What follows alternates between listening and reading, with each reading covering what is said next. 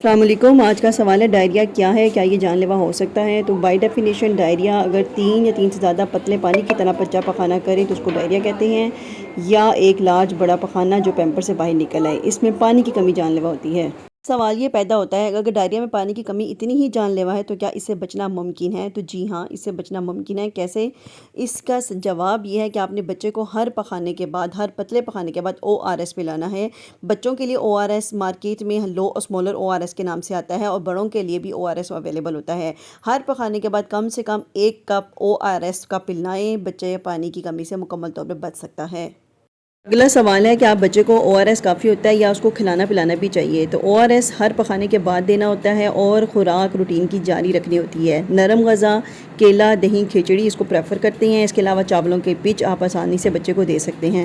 اگلا سوال یہ ہے کہ بچے کو ڈائریا میں ڈرپ کب لگوانی چاہیے؟ تو پہلے ہی بات، اگر بچے میں پانی کی کمی کے علامات ظاہر ہو جائیں، جیسا کہ میں نے پہلے بتایا، یا بچے کی الٹی نہ رکے، وہ کھانا پینا چھوڑ دے، یا اس کا پیشاب ختم ہو جائے یا کم ہو جائے، تو ایسی کنڈیشن میں بچے کو ہاسپٹلائز کیا جاتا ہے اور اس کو فلوئڈ لگایا جاتا ہے، لیکن ORS کو پھر بھی پریفر کیا جاتا ہے۔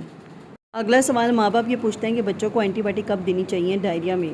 ڈائریا میں اینٹی بائیوٹک تب دیتے ہیں جب پخانے میں خون آنا شروع ہو جائے، یا چاول کے پانی کی پچ کے پانی کی طرح کے پخانے آنا شروع ہو جائیں، یا پخانے سفید رنگ کے دودھ کی طرح کے آنا شروع ہو جائیں۔ اس کے علاوہ اگر بچے کو بخار ہے، بخار کے ساتھ دورے جھٹکے پڑ رہے ہیں، یا گلا خراب ہو گیا ہے، یا پیشاب بند ہو گیا ہے، یا کان سے ریشہ آنے لگ گیا ہے، تو یہ کچھ علامات ہوتی ہیں جس کے اوپر اینٹی بائیوٹک دی جاتی ہے۔ ہر ڈائریا میں اینٹی بائیوٹک نہیں دیتی ہیں۔